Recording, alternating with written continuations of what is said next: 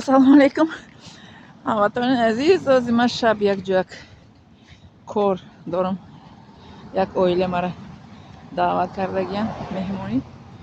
Shinosuech megan amin местный shahar.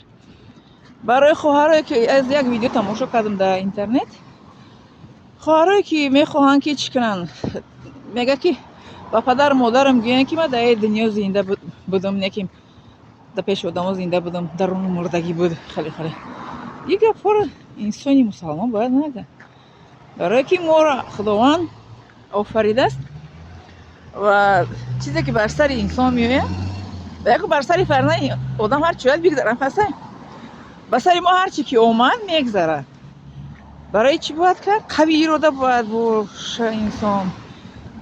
گپی هر کس باید گوش نکنه، وحیمه را باید گوش نکنه. اما در حیاتم وقتی بودم شودکو در 20 سالگیم پیش برادرم به خاطر رسوندن.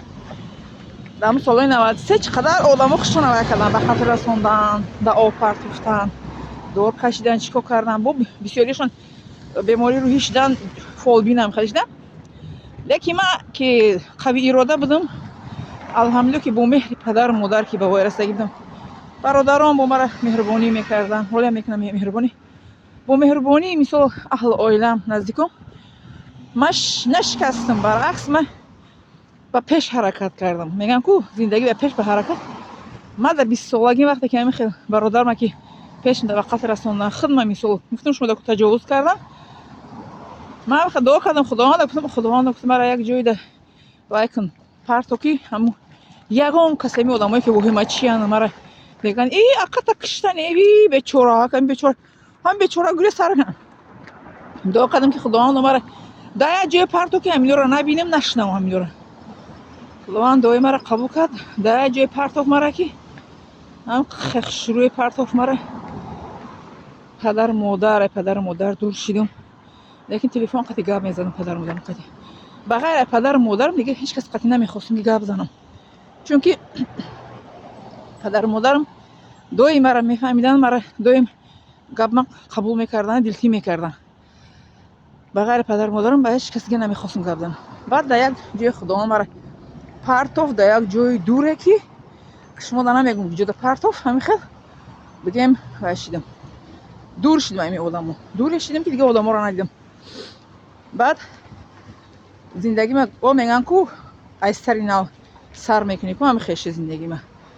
در اون جای نو که اومدم تحصیل میکردم، همونجا دانشگاه داخل شدم. در کشور اروپا بگیم نه، داخل شدم در دانشگاه. امتحان سپردم مکتب بابای آلوک خوندگی بودم. اتستات من دیدن امتحان گرفتن داخل شدم دانشگاه. 5 سالی که دانشگاه خوندم. در 5 سال هیچ کس ندانست که از مثل حیات من چی گذشته در سرنوشت من. برای که من هیچ کس نگفتم. برای چی؟ برای که وقتی که میگن کو شسته لوبی تشینم، همین وقتی که نمیگه در یک کس در دل کنن کو همون آدم برایشون در سر نمیشه. در یک کس روز دل میکنی یک روز همین انسان قطعی چپ میشه کو همه هم دردای دل کردگی میگه در رو میکشه. تی خیمه بودی خیمه نمیشدی، خیمه بودی خیمه نمیشدی. فهمیدین؟ برای همین اینجا با ویدیو خیلی شد برو ورچ میگن انگی کارتین که کتخشه شب دمو برای اینقدر سیاه شده. خب با فکر نکنیم من رومالی سیاه پوشیدگیم شرف سیاه نترسیم. با من رومالی سیاه نمیپوشم یا رومالی سیاه نغز نمیبینم. برای همین ولی من با ویدیو رو دوام شب شما چی میکنم؟ خواهرای عزیز هیچ گوه با فکری نادرست نروین. هیچ گوه من که من وقتی که همین واقعی سر میگذشت من هیچ نکنم که من به قتل میرسونم. ایده کلمه من آمد لیکن میگفتم که خدا جان مرا همینو دور کن که نبینم، همینو رو سوالای بجوشون نفهمم.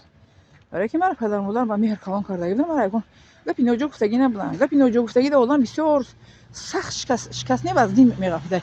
من اگر پدر مادرم با جنگ یا که یگان چی میگن خیلی قطعی کمتر مرا سیتیزه میکردن کلام میشین کو خیلی ممکن که با مرا وزبین نمیافتید. لیکن پدر مادرم مرا با مهر کلام کرده بودن. برای اینکه وزبین افتید که فکر کردم که اگر من اینو دور نشم شاید که یگان شام ده مثل نکته‌سم که آدمو دیوانه شدن، پسیخ شدن، خودشون کشتن که ما دیگه زندگی کردن نمیخوایم. چی با زندگی دوام داره؟ میگه بر سر فرزند آدم هر چی آید بگذردم خسته. حالا بو ویدیو رو دوام شروع کنم. ویدیو در سرک شده سیاه قیسته.